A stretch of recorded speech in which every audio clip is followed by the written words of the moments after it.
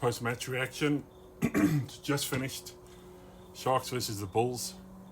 Quite frankly, the Bulls had no interest in winning that match.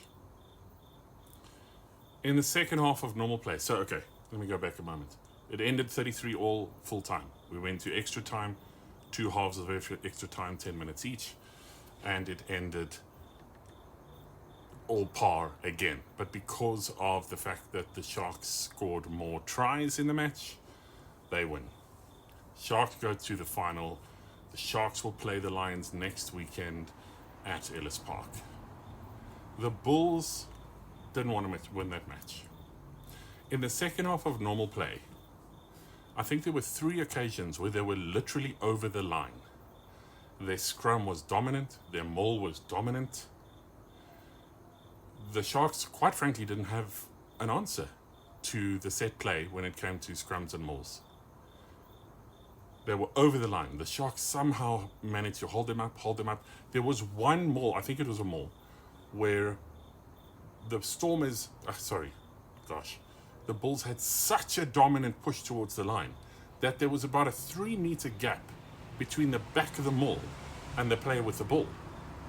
That player just needed to stay behind the maul and he would have walked a try. And he would have scored the try, and that would have been 40-33 at full time. So it ended 40 all at the end of extra time, but because the Sharks scored more tries, they go to the final. The Bulls had so many opportunities. Can we just talk about the stadium as well? I noticed today that I understand why the Loftus games, like the Springbok games at Loftus, are in the daytime, like when the sun is up. Because the lights are awful. The lights in the stadium are atrocious. What is going on with the lights? Half of the stadium is dark. The half that's away from the main stand just isn't lit properly. I don't know. It's really not good. But the Bulls threw that game away. They had it to win. It was theirs to win. They had the dominant scrum. They had the dominant maul. But the Sharks just knew how to get over the line. So in extra time, the Bulls scored a try. The Sharks scored a try. And here we end 40 all. Looking at man of the match here over my shoulder now. And here we go. Lions, Sharks, final. Next weekend, I think it's 5 o'clock at Ellis Park.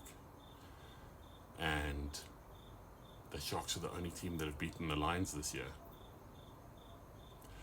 It was a long time ago because the Sharks lost their first 3 games on the trot, and the first game they won this season was against the Lions. Then they went on a winning spree. They drew 1. So they beat the Lions, they drew 1 game, and they won everything else until now, including this game. And here we are. Sharks, Lions, final. Who do you think is going to win? Tell me in the comments.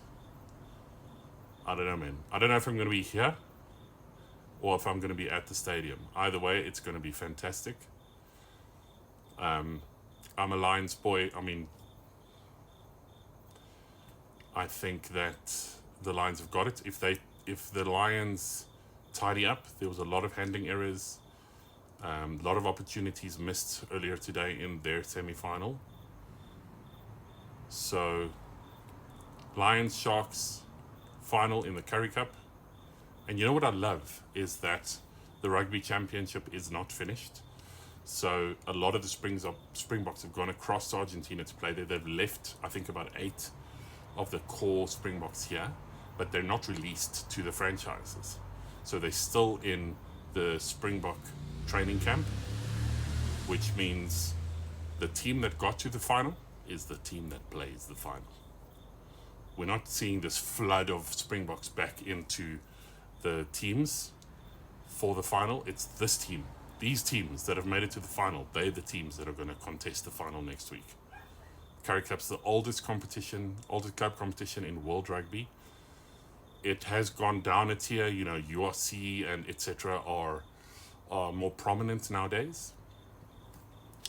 but we've got such depth in South Africa that this means so much. I mean, if you look at a player like Etzebeth or like Matfield played for 15 years at number 5.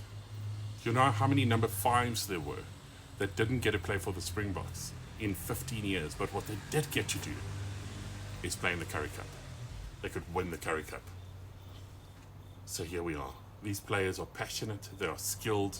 We're going to see a lot of them in the next iteration of the Springboks. We're going to see some of these players in the 2027 World Cup. Yeah, what a game. What a game.